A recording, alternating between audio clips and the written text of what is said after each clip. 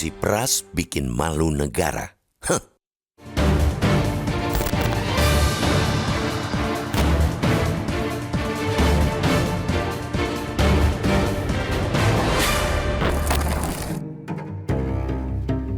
Aksi pemerasan yang dilakukan aparat di Indonesia sudah sedemikian akut dan meresahkan. Kelasnya bukan lagi sekadar mempermalukan institusi, melainkan bikin malu negara. Disebut begitu lantaran korban pemerasannya ialah warga negara asing atau WNA. Sungguh sebuah tamparan bagi pemerintah yang mengklaim sedang berusaha keras menguatkan reformasi, birokrasi, dan pemberantasan korupsi. Tamparan pertama datang beberapa waktu lalu ketika terungkap kasus dugaan pemerasan anggota kepolisian terhadap warga negara Malaysia yang datang menonton Jakarta Warehouse Project 2024 di G-Expo Kemayoran, Jakarta. Mereka, para turis Malaysia itu, diperas dengan modus ancaman tuduhan penyalahgunaan narkoba. Ujung-ujungnya mereka dimintai uang tebusan dengan nilai total hingga miliaran rupiah. Belum juga tuntas penanganan kasus tersebut di kepolisian, muncul lagi berita yang tak kalah memalukan. Kedutaan Besar Republik Rakyat Tiongkok di Indonesia belum lama ini mengirimkan surat kepada Direktorat Jenderal Protokol dan Konsuler Kementerian Luar Negeri Direktorat Jenderal Imigrasi, Kementerian Imigrasi dan Pemasyarakatan yang isinya menyebutkan sejumlah warga negara mereka menjadi korban pemerasan oleh petugas imigrasi Bandara Soekarno-Hatta, Jakarta.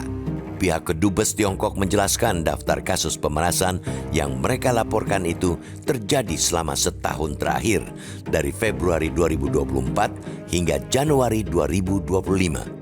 Saat ini mereka mengaku telah menyelesaikan sedikitnya 44 kasus pemerasan dengan total uang sekitar 32,75 juta rupiah yang dikembalikan kepada lebih dari 60 warga negara Tiongkok. Aksi peras memeras, suap menyuap, sogok menyogok sesungguhnya telah menjadi tabiat buruk di Indonesia. Hampir semua urusan birokrasi bisa dibuat jadi mudah dan lancar apabila ada uang sogokan untuk aparat atau petugas yang mengurusnya. Pun sebaliknya, dalam kasus-kasus tertentu, aparat yang akan memeras rakyatnya dengan segudang dalih, maka dalam urusan itu sejatinya nama negara sudah buruk di mata rakyatnya sendiri. Kini, dengan adanya pemerasan terhadap WNA, bahkan Kedubes Tiongkok sampai mengirimkan surat pengaduan, mau tidak mau, kisah kebobrokan birokrasi itu kian menyebar keluar. Harga diri bangsa dicoreng di mata dunia internasional. Mereka yang selama ini mungkin hanya samar-samar mendengar tentang maraknya aksi pemerasan dan pungutan liar di Indonesia, kini seolah mendapat konfirmasi bahwa hal tersebut nyata adanya. Lalu apa hukuman bagi orang, oknum, pihak yang telah membuat negara malu semalu-malunya itu? Biar impas, jelas mesti dihukum seberat-beratnya.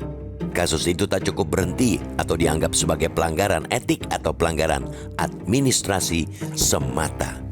Mereka harus dipidana.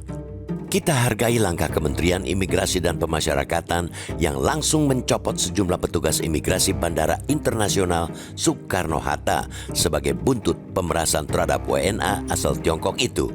Namun kita juga mengingatkan agar langkah internalisasi terhadap pelaku kasus pemerasan itu tidak dijadikan upaya institusi demi melindungi dan menjauhkan petugas dari proses pidana.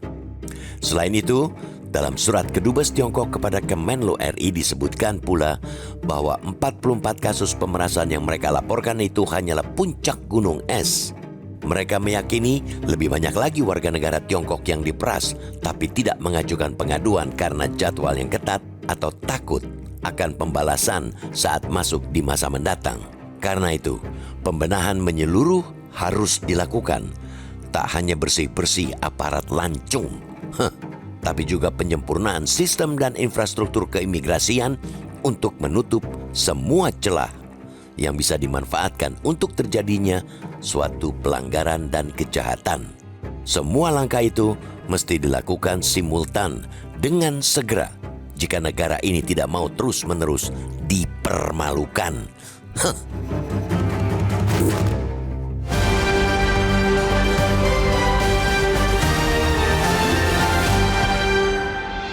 Jelajahi cara baru mendapatkan informasi. Download Metro TV Extend sekarang.